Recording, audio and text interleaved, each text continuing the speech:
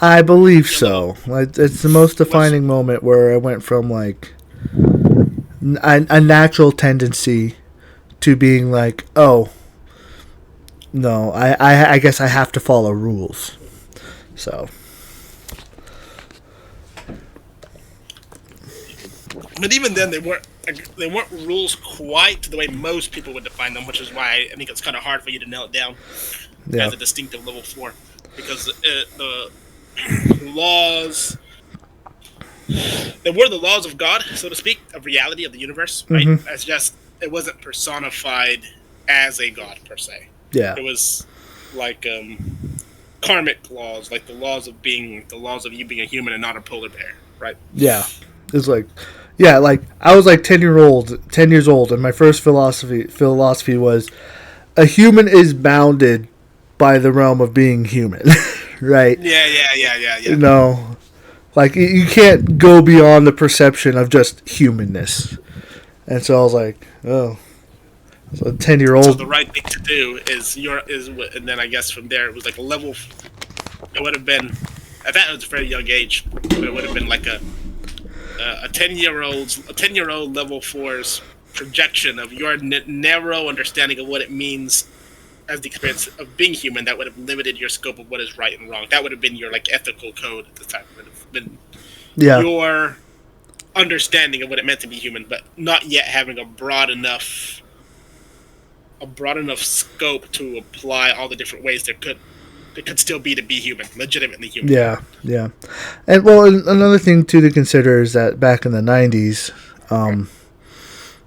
how the way society looks at, like for example, gender, right? That didn't exist in the '90s, and so when things started becoming more fluid, uh, my I had that philosophy being like, this is stupid. It wasn't based on spirituality. It was based on this philosophy of like, oh, like how can you be beyond something that you already are, right? So so That's so cool, right? That's so cool because that is the perfect FI polarity to the way my own ethical system worked. Mine was there's this law, there's this God, right? There's these principles, there's this structure, right? yeah, That he imposes, perhaps somewhat arbitrarily, onto the cosmos itself, yeah, right? And it's like the reason why they're sinning is because they are violating like these symbolic structures that he gave down, like in commandments, right? In these structures and these principles that are yes, symbolic and verbalized, and they're encoded. Like this is this and not that. It's like one is one and not two. It's like are men and not women. It's like good is good and not bad. Murder is murder and not like whatever, right? It's like these bifurcated like binary categories yeah, that are imposed by a personified God, right? Then yours, same conclusion, exact opposite function. It's like you can't do this because like this is being and this is not that being, right? Like yeah, yeah.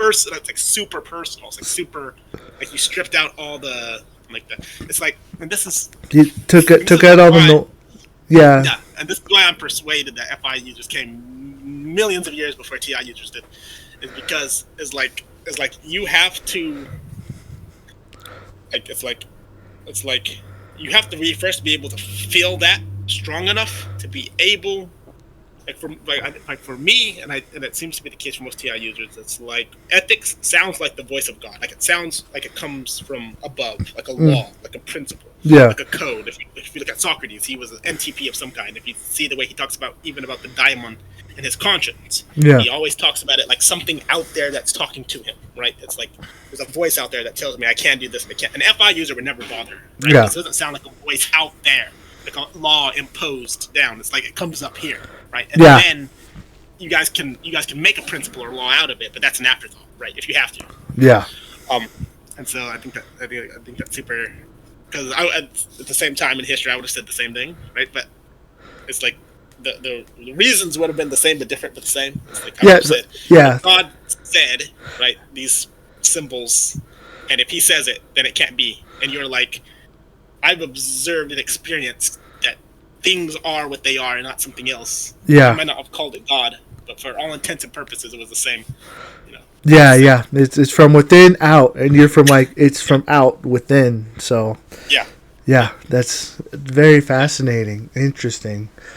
Yeah, I'm still trying to wrap my head around TI, I guess, in a way. Like it's weird because I know that I use it just from how I guess I formulate words and how I communicate and how my diction and how I can string things together from like A plus B plus C equals D. But even then, like I can't really feel it, and so it's hard for me to articulate TI well. So all I know is that like TI and FI tend to use the same logic pathways, I guess. But because FI is more emotional, those pathways don't have to make sense. They're squiggly. But TI is very like, no, it has to. It has to be A plus B plus C. It has to be structured. Yeah. It has to be structured. But here's what the cool thing, and this is something I'm trying to. I really need to sit down and kind of work it all out. But it's like, okay, when it comes to values, values are squiggly. They will always be squiggly. Yeah. They will never not be squiggly. Right? There's no science, so to speak, of ethics per se. The science of ethics comes as a post hoc rationalization of something that's squiggly, and then we wrap a narrative around it so that we humans can understand it and live in a story. I describe TI as like it's the plot function. TI is like, where's the damn plot? Give me the damn plot. Right? Yeah. Give me a story that separates these pattern of behaviors and sequences and ideas from everything else in the universe. Right? It's very autistic. Yeah. And so it's like, and so an INTP and an INFP can agree, like they'll be in the same denominations, they'll be in the same churches, the same religions. They can work together in the same company, whatever, right? Like wherever you can see one, you can see the other, right? Yeah. Where one will use the TI only as a tool to communicate some narrative to someone else if they have to, right? Or to perhaps to map the model in their head in some way that's communicable out of necessity, right? Yeah. It's like it's just a tool. Like the TI is just like it's just a tool. It's like it's like get out here. Let's do this. Let's communicate the squiggly in something that. But to them it always feels kind of inauthentic. Like it's like I'm telling you this is not really true. Yeah. Here's the plot. Here's the narrative. Here's the cleaned up. Like nice little autistic, there you go, right? And with the TI though, it's like we make the opposite mistake. Is like we look at ethics or values, and you get Immanuel Kant and the utilitarians were an extreme example of this, where they come out with the Immanuel Kant with his categorical imperative ethics system, which is like no matter like what you do. Like you have to be able to apply it universally across all humans in all situations in all cases, and if you would or would not do it, then it can be considered an ethical code or an ethical law. It's like very TI-FE, just flat, plain, stripped down, right? And you got the utilitarians who talk about pleasure points. They're like an action is good, can be determined to be good or bad, determined on how many pleasure points you can estimate it gives or takes away from the subject. So if you kill someone and that subtracts like negative 99 pleasure points, but you give you eat ice cream and that adds 10 pleasure points, then eating ice cream is more ethical than killing somebody, and then they get there and they get the calculators, right? And so what that does, it makes the opposite mistake. It's like something is not arbitrary if we can wrap it in symbols. It's like it has to be this. Now it's truer than everything else in the universe. Now it matters more than anything else in the universe. Look how logical, look how clean it is. But what they forget is that is only applicable in relation to specific goals, like doing programming, going to the store, trying to find the most efficient way to go to the store. It's like trying to solve a problem. It's like, but you can never use logic to decide which problem you should solve. You can only use logic to solve a problem that you've ethically, emotionally decided you want to solve, a story you want to inhabit, right? And so it's like they try to use the logic to decide what to do, and you can't do that, right? It's like your ethics decide what you should do is like, and then your logic can be used as a tool to communicate it to others and to solve the problem. Yeah. And it's it's like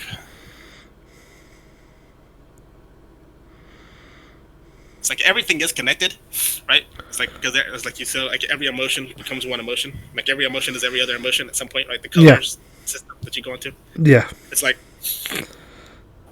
give that to a TI user long enough, and he will find a way. I promise you, he will find a way to give a coherent narrative for why everything. And it might not be true. It might not have data to back it up. It might whatever, right? But it will be logically coherent, and it will preach good, right? But it might have nothing to do with the truth. Yeah. And then the FI user, it might have everything to do with the truth because truth is experience. They can experience all of that. They can feel all of it. They can look at blue and pink and red and be like, this is what I feel. This is who I am. And then when they try to communicate it, right, it's like a dot over here, a dot over there. Like humans can't. It's like our processing, our left hemispheres. Yeah, we can't. They digest that. So like, that does not compute. That does not compute. Stupid, go away. You know? Yeah. No, I fully understand. And it's funny you mentioned that. The next video that I'm trying to do, I have a lot of pages done, but it's really felt like that. Of just me trying to. It feels like word vomit right now. So it's been rough. I'm determined to do it, to get it done, but I'm not gonna lie. This video has actually been rougher on me than I thought it would be. So yeah. How do you imagine? Because I know right now you're still kind of like burnt out and everything, and like you don't feel. Do you have a little bit of ahedonia still? What's ahedonia again? Like a difficulty feeling and experiencing pleasure in pleasurable states. Yeah. Like a dampened. Yeah. I went over to a friend's house and he tried to play like mashup music, which in college I used to love because I loved making mashups in my head. I couldn't really find enjoyment in it. But anyway, continue. Sorry. Yeah, so a bit of ahedonia. And so what that means is that when you get this out, you're not going to feel a sense of satisfaction. You're going to feel a sense of relief, right? Just like, I got that off my chest, but you're not going to feel like, yes, win, right? Probably. Yeah. Yeah. Yeah, I can see that. I'll be happy that it's out there. I'm glad that it's in the ether. It's been somewhat therapeutic because it's been in my head for so long. But part of it is also there's going to be an anxiety of does it actually matter, you know? Mm-hmm. Because that's another big part of it. A lot of the traumas I have dealt with have been in such a way where it's like I didn't feel anyone understood, right? I think we've talked about that before. So, and when I make this, it's going to be like a big string, I think, of word vomit, and there's a part of me that's going to be like, will anything change? Will it actually matter? And I'll be like, it'll be interesting. But I just think I think it's better to do it than not, just because it will be out there and that will be a sense of relief. But I don't think I'm going to get like the pure sense of like joy, I guess, from having it done. So this video has also been had me dipping into a lot of my traumas too, of working in the industry, and so I've been having to like somewhat relive them, and it's just been like,